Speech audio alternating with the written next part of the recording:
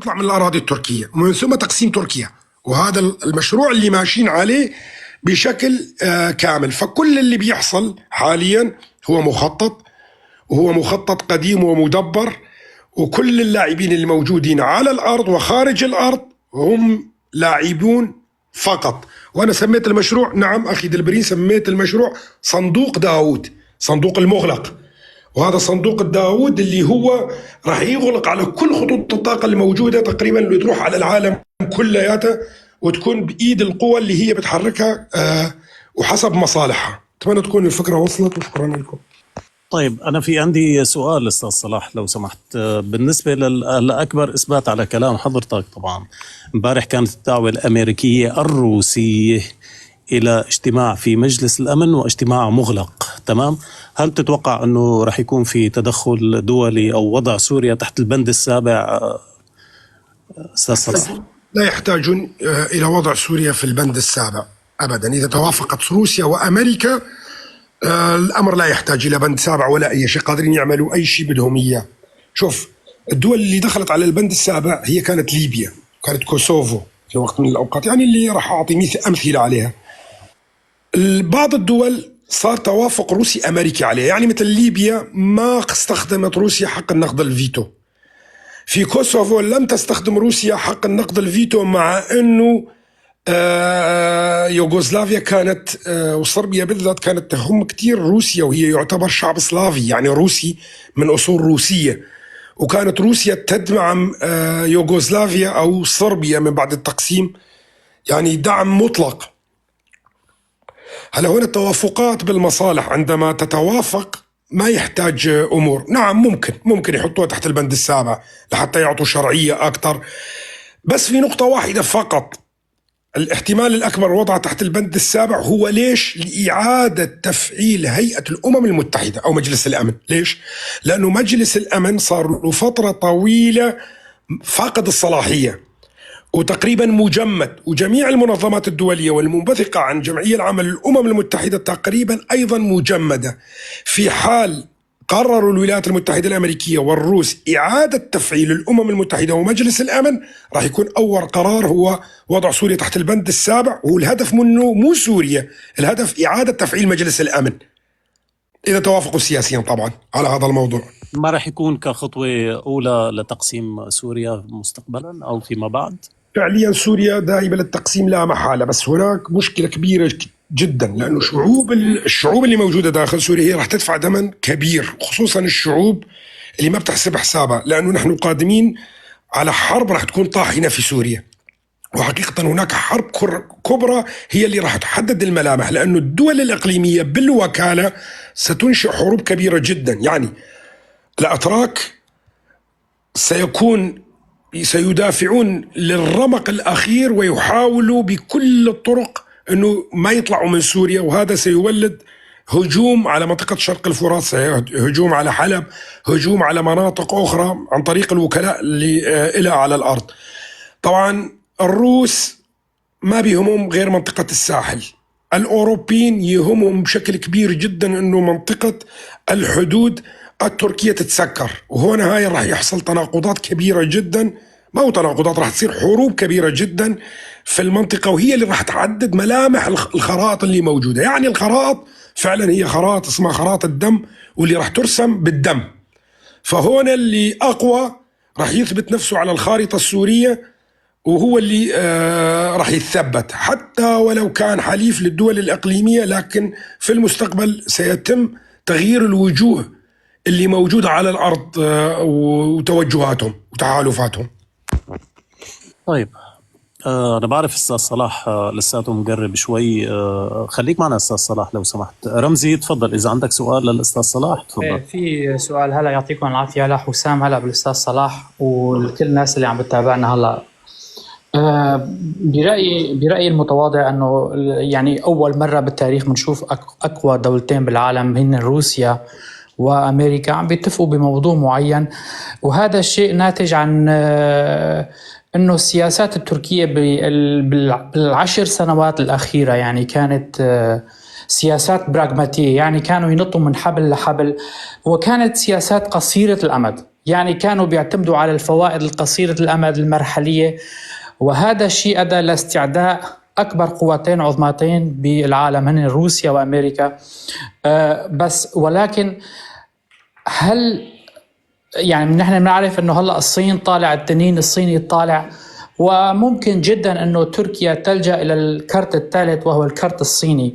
شو رأيك استاذ صلاح انه بحكم انه الروس والامريكان متفقين على استعداء تركيا، هل شو رأيك انه تركيا تلجأ للصينيين مثلا؟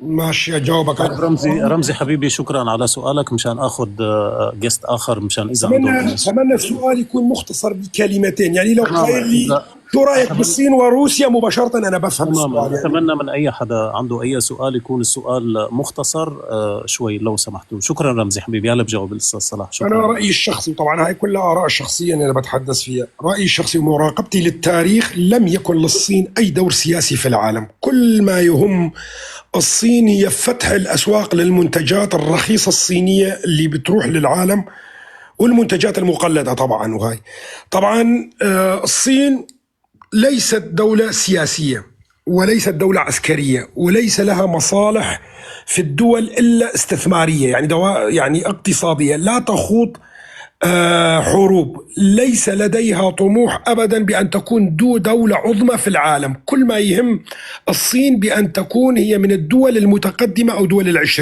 يعني الصناعية في العالم، وهذا الشيء معروف من تاريخ إنشاء الصين إلى الآن، يعني حتى قبل الميلاد هذا الشيء معروف. مشاكل الصين هي متعلقة بدول الجوار بالنسبة إلها، وهاي المشاكل يعني مثلا الموجودة مع تايوان، الموجودة كان مع في كوريا شبه الجزيرة الكورية، اللي كان موجود في الفلبين، مشاكلها مع اليابان، مشاكلها مع منغوليا اللي تحاول دائما ابتلاعها. هاي المشاكل عم يتم حلها بالنسبة للولايات المتحدة الأمريكية بشكل واضح. يعني نقل تايوان إلى الولايات المتحدة الأمريكية، قاطع خطوط الإمداد اللي راح تكون بإنشاء المعابر الاقتصادية اللي راح تمر من الشرق الأوسط وبالتحديد في سوريا، ومنها مثلا إلى إسرائيل ومنها إلى أوروبا. هذا كلياته راح يؤدي إلى إيش؟ إلى إرضاء نوعا ما الطموحات الصينية في المعابر الاقتصادية. الصين ليس ما بتدور على المعابر الاقتصادية الموجودة في العالم والسيطرة عليها. الصين ما يهمها انه بضاعتها تصل الى العالم، وعنده ضمان لها انه البضاعة تبعيتك اللي بتمديها للعالم راح تصل، ما راح يكون عندها مشكلة نهائيا بهذا الموضوع. الصين ليست طرف، وكل من يظن، والله هاي البروباغندا الدائمة اللي يتحدثوا فيها أن الصين دولة صاعدة والصين ستنافس الولايات المتحدة الأمريكية والصين هي ستصبح قطب من الأقطاب العالمية، هذا كله كلام هراء وليس له أي أساس من الصحة. الفوارق العسكرية والفوارق السياسية والاقتصادية ما بين الولايات المتحدة الأمريكية والصين بمئات السنوات. لا تستطيع الصين مواكبة التقدم الأمريكي. وكل اللي بتشوفوه حتى مثلا مسألة الذكاء الاصطناعي ومسائل صناعة السيارات الكهربائية وغيرها هي أمور تجارية وليست أمور عسكرية يعني بحد ذاتها. فهنا الأمر مختلف تماما. الصين لا تسعى أن يكون اليوان الصيني هو عملة عالمية مثل الدولار مثلا. طبعا حاولت أن تدخل لمنظمة بريس وتكون جزء منها، يعني اللي قيمت في الأرجنتين وقتها والبرازيل، وتكون يعني تضغط على الدولار الأمريكي، لأنه مسألة الدولار الأمريكي هو ضغط على العملة التايوانية يعني أو العملة الصينية اليوان، لأنه الصين تتعمد دائما بتخفيض سعر عملتها بالعالم لحتى يكون القوة الشرائية للبضائع الموجودة في الصين عالية جدا ومنافسة للدول الأوروبية، والدول الأوروبية بتكون أغلى منها والأمريكان يكونوا أغلى منها. فحاولوا بالضغط على الدولار بهذا الموضوع، لكن الموضوع كله مواضيع تجارية لا أكثر ولا أقل. ولا تنسوا شيء، أغلب الشركات الصينية المنتجة لصناعات التكنولوجيا تقريبا هي شركات أمريكية وأوروبية. كل الصناعات تصنع في الصين، هي عبارة عن 50 تريليون دولار تستثمر فيها الولايات المتحدة الأمريكية وأوروبا في الصين. فسحب هاي الشركات يعني إيش؟ يعني انهيار الاقتصاد الصيني بشكل كامل. الصين عبارة عن دولة أو معمل استثماري بالنسبة لأوروبا والولايات المتحدة الأمريكية. أنتم كلياتكم تعرفون. طيب أنا أخي سيمن تفضل سؤالك لو سمحت. أي أستاذ حسام، شكرا لك وتحياتي للأستاذ صلاح. أنا بس هيك عندي تعقيب بسيط، يعني بوجهة نظر الأستاذ صلاح اللي هي وجهة نظر صحيحة فيما يخص أنه سوريا مقبلة على حرب كبيرة دموية. هذا الشيء صحيح، وأكبر مثال على ذلك يعني من 8 ديسمبر لتاريخ اليوم في كتير من الكرد بروجافا بسوريا يعني كانوا عم يقولوا أنه ما سر هاي الإمدادات الكبيرة من الأسلحة وطائرات الشحن والذخائر والمعدات والتقنيات العسكرية اللي كانت عم تصل لمناطق شرق الفرات ومناطق روجافا. يعني هاي الامدادات اللي كلياتنا عم نشوفها كل يوم أو كل 24 ساعه او 48 ساعه، عم نشوف انه في طائرات محمله بالاسلحه والذخائر عم تدخل لمناطق شرق الفرات. هاي كلها تمهيد للحرب القادمه بسوريا للاسف الشديد، يعني اللي كانت سابقا كان في نوع من الجمود العسكري والسياسي بثلاثيه النظام والمعارضه ومناطق شرق الفرات، ولكن بعد سقوط النظام يعني عاد الصراع للدرجه الاولى، يعني صار في تصعيد عسكري كبير، خاصة انه تركيا زادت مطامعها بسوريا وحبت انه سوريا او تركيا ارادت ان تلعب نفس الدور الذي كانت تلعبه ايران في سوريا من حيث الساحة الخلفية او الحديقة الخلفية لمطامع ايران. وبعد سقوط النفوذ الايراني في سوريا وتم خداع روسيا وايران من قبل تركيا، مع انه كان في كتير اتفاقيات بيناتهم فيما يخص مستقبل سوريا من خلال اتفاقيات سوتشي وغيرها. يعني هاي الشغلة كلها سقطت يعني بعد سقوط نظام بشار الأسد وصعود الجولاني لحكم دمشق. يعني صارت المطامع التركية بسوريا كبيرة وصار في صراع دولي كبير على سوريا. لذلك هذا الكلام أكيد أخي سيمند، بس في عندك أي سؤال للأستاذ صلاح؟ أنا متفق مع الأستاذ صلاح بخصوص إنه في حرب كتير قادمة، والشيء اللي مطمئن لحد ما بالنسبة نحن إلنا ككرد روجافا يعني إنه التحالفات الاستراتيجية أو التحالفات العسكرية القائمة بين الكرد وبين تحالف الدول على رأسها أمريكا وقوات الأوروب أو مثلا الدول الأوروبية بشكل عام، هذا الشيء بيعطي نوع من الطمأنينة إنه نحن نتحالف. بالنسبة لهذا الموضوع هلا بنحكي عنه شوي، بس هلا بنحكي عنه. شكرا لك أخي سيمند. تفضل أستاذ كمال. أجاوب على نقطة واحدة فقط، لأنه سأل الأخ أنا قبل 3 سنوات ويذكروا الأخوة كلياتهم جاوبت على هذا السؤال. الأسلحة هاي اللي جاية لشرق الفرات وقتها ما كان في صراع مع تركيا ولا أي شيء ولا بوادر لهذا الموضوع. أنا قلتها بكل وضوح أنه جاية لمواجهة تركيا. هي أحد النقاط ال7 اللي راح أتحدث اليوم فيها إذا فتحت لايف، النقاط ال7 المهمة جدا لمحاصرة تركيا اللي راح تتم من شرق الفرات، أحد النقاط المهمة، وأنا جاوبت على هذا السؤال قبل 3 سنوات. تفضل. تمام. أنا بتمنى إذا حدا بده يطلع بس سؤال بالمختصر مشان الأستاذ صلاح كمان لأنه مرضان وعنده لايف هو كمان المساء، فأتمنى اللي بده يطلع بس سؤال فقط باختصار مشان الأستاذ صلاح يجي. طيب سؤال بس سلطان بس حط ميوت ثواني لو سمحت حبيبي. أستاذ كمال شو سؤالك؟ تفضل إذا. تحياتي للجميع، تحياتي لك أستاذ صلاح. بدي أسألك عن ما حدث في الساحل، يعني هل بتعتبر أنه تجربة السيطرة على الساحل هي مشجعة للحكومة المؤقتة سلطات الأمر الواقع أيا يكن اسمها في دمشق؟ ما بتعتبر أنه هي التجربة يعني اللي جرت بسلاسة وببساطة وبسرعة مع التحفظ على الأبرياء اللي قتلوا حاليا في لجنة تحقيق دولية، بتعتبر أنه هي التجربة مشجعة لحكومة أو للحكومة المؤقتة في سوريا حتى تكررها في مناطق أخرى؟ وليش جنوب سوريا وشمال شرق سوريا ما ساندوا الساحل اللي هو يعتبر عندهم هدف واحد هو حكم فيدرالي؟ ليش ما ساندوهم رغم انه ما بعرف اذا حضرتك تتفق معي او لا، اتفقوا مسبقا على انه يعني يساندوهم؟ ليش ما ساندوهم؟ وهل بتعتبر انه هي التجربة مشجعة لحكومة دمشق انه تكررها في مناطق اخرى؟ شكرا لك وتحياتي للجميع. شكرا على سؤالك. بس انت يبدو انك ما كنت حاضر باول ما طلعت بالمداخله تبعتي. لو حاضر لانه جاوبنا على هذا. المساله ليست مساله عاطفيه نتحدث فيها ومساله انسانيه. نعم نحن كلياتنا متفقين على المسائل الانسانيه وانه على الابرياء وقتل الابرياء وهاي، لكن الامر أمر دولي وليس متعلق بالقوى الإقليمية أو القوى الموجودة على الأرض. هي ليس مسألة فيدرالية. لا يستطيع لا شرق الفرات ولا جنوب سوريا ولا القوى الموجودة على الأرض تدخل في هذا الأمر. هذا الأمر بكل وضوح بقول لكم هي أمر دولي، واتفقوا الأمريكان والروس على هذا الموضوع والتضحية بقسم من الشعب السوري لأمور راح تظهر اليوم وبكرة وبعد بكرة لهذا الأمر، وهي عقوبة تركيا. هي صراحة هي لعقوبة تركيا وابعادها عن الساحل السوري. امبارح شفنا تحرك الكتائب اللي محسوبة على تركيا والقوات التركية باتجاه الحفة، باتجاه الساحل السوري من الطرف الآخر للسيطرة على تلك المواقع لقطع الطريق من ناحية الجبهة اليسرى لهذا الموضوع.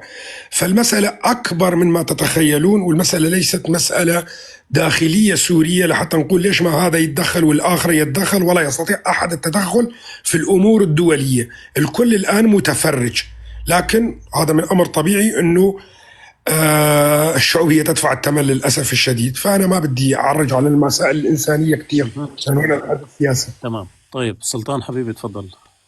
سلطان تفضل، شو سؤالك؟ أستاذ صلاح، هل تتوقع تركيا راح تستمر بالناتو ولا تنضم للبريكس؟ وشو راح يكون هاي التداعيات؟ منظمة بريكس تقريبا أعلن فشلها يعني نوعا ما، وفشلت يعني.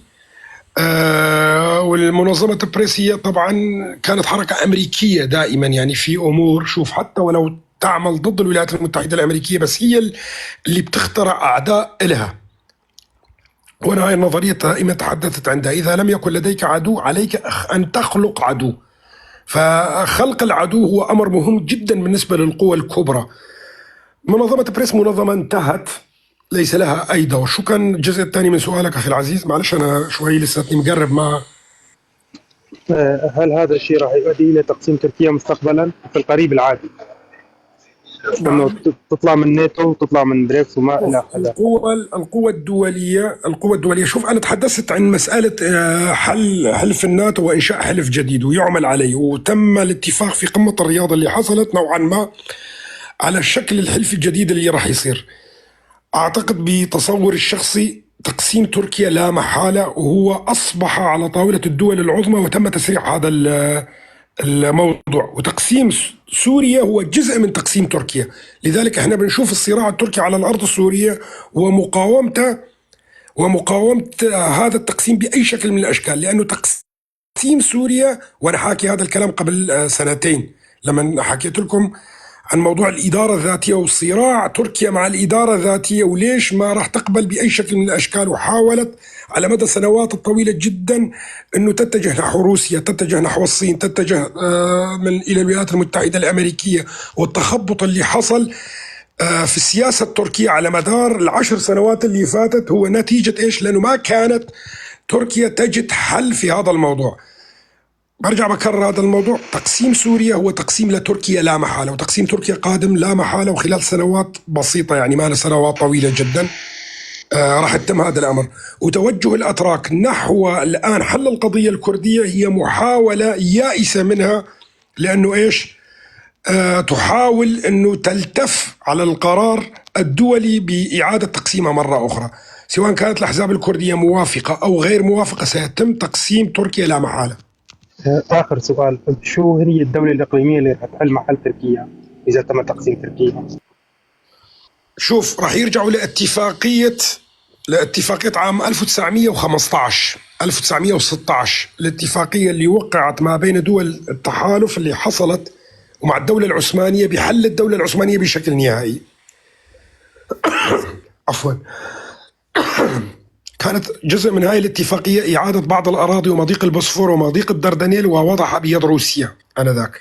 الأراضي اليونانية تعاد قسم منها إلى اليونان، والأراضي البلغارية تعاد إلى بلغاريا، وإعادة الشعوب الأصلية اللي موجودة إلى أراضيها، وإنشاء دول جديدة، وإنهاء الدولة العثمانية بشكل نهائي. وافقت عليها الدولة العثمانية وقتها ووقعت على الاتفاقية. لكن اللي حصل، برجع أكرر هذا الكلام وما بحب أعيد كتير يعني فيه، أنه حصلت الثورة البلشفية في عام 1916، والثورة البلشفية أدى إلى الالتفاف على هذا الموضوع بعد أن حصلت حرب التحرير اللي قادها كمال أتاتورك.